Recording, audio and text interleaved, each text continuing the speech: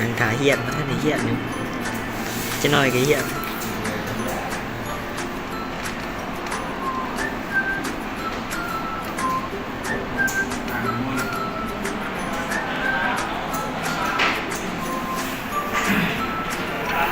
บรรยากาศเงียบเป็นเงียบด้วย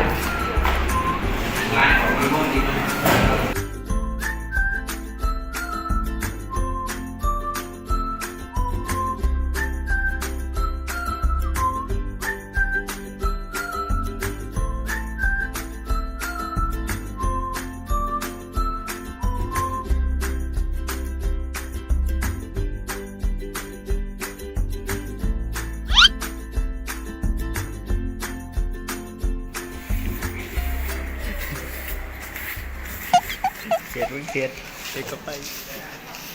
ถ่ายชี้ชุบ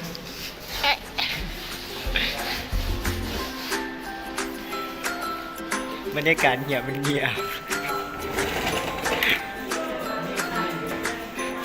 โมมีจิมินโตห้าโมมาเงียบกิ๊บบรรยากาศของหองตอนนี้มีคนไปเก็บเงินซื้อน้ำนางยูเจฟเดี๋ยวตอน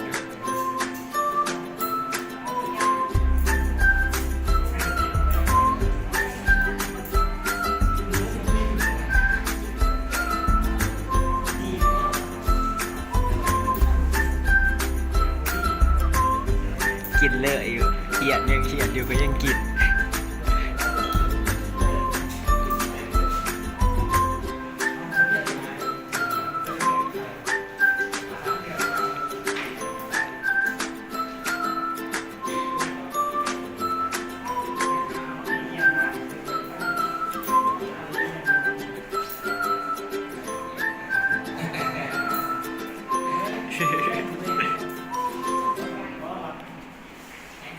บ่าวรอของหงบ่าวรอของหงบ่าวรอของหงโซเดียวอยู่สาวอยู่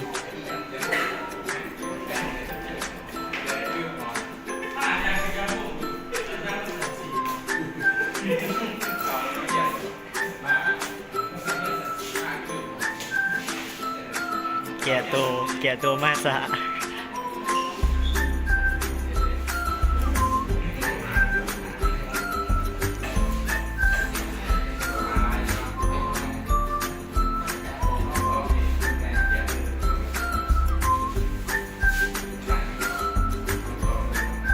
ตอนนี้อาจารย์หยอกว่าของเขาเฮียนดีนะตั้งใจเฮียนนี่นะ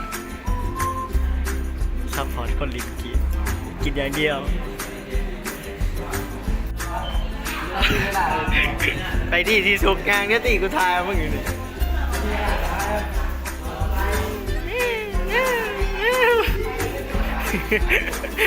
รอที่สัตว์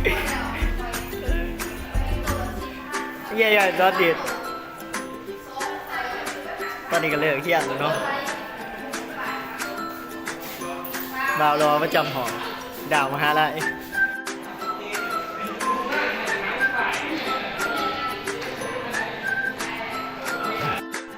ตอนนี้ก็เลิกเที่ยงเลยกลับตีไปดิไป